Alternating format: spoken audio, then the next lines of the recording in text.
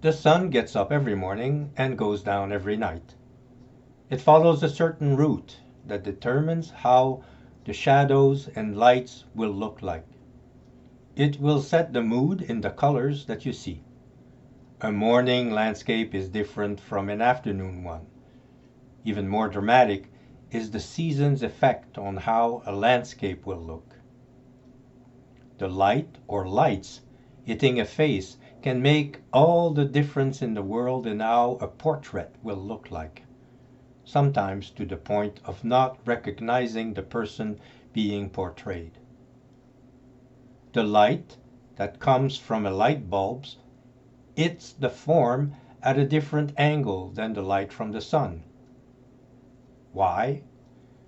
Of course, you don't really need to know the answer to that, but every second of every minute and days of our lives, we have to deal with the restrictions and effect of the laws that govern our world.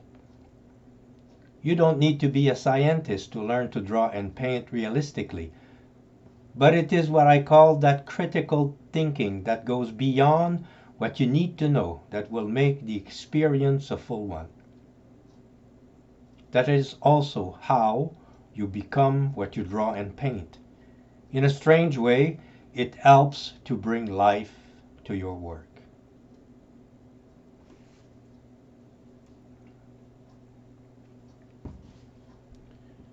At this stage of the work, it is now time for refining the image and solving the composition.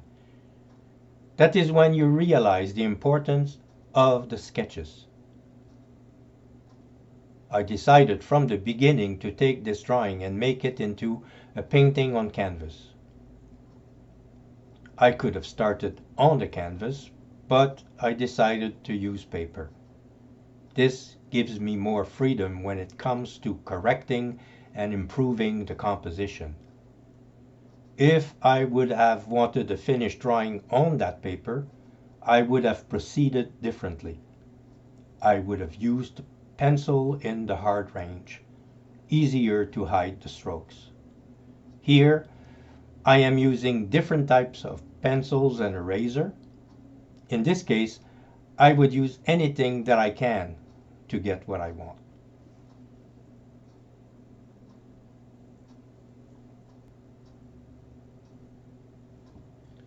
To make a figurative image believable, the form and light has to be more or less correct, even if you do not want to have a hyper-realistic image. With correct proportions, you can make a believable form. With the forms, you can follow the light and shadows. Since I had already decided on the angle and light that I wanted when I made my choices, all I had to do was keep using the model in the same light and simply follow the form. Light can change, but not the form. Here you understand the importance of choosing.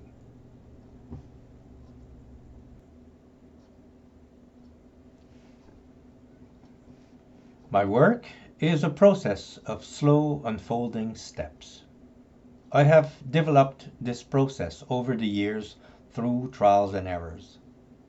I know that if I patiently stick to that step-by-step process, I will get the result that I want.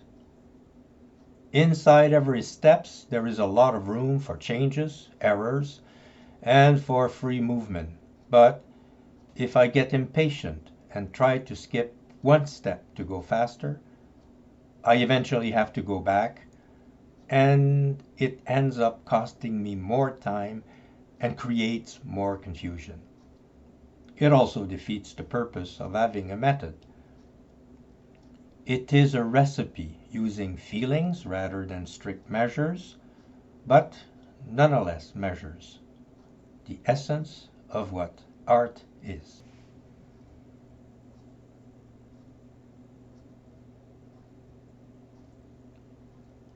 With the full picture, I can balance the grays and emphasize what I want to show or say, balancing the grays for color equivalences or for black and white tones if I would have decided to keep the drawing.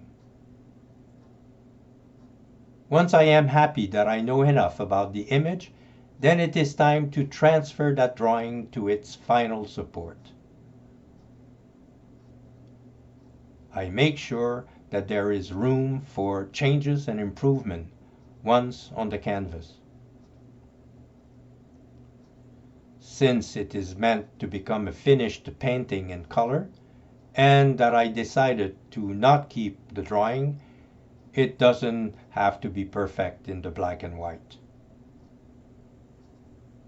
I already have in my mind an image of what I want to see at the end.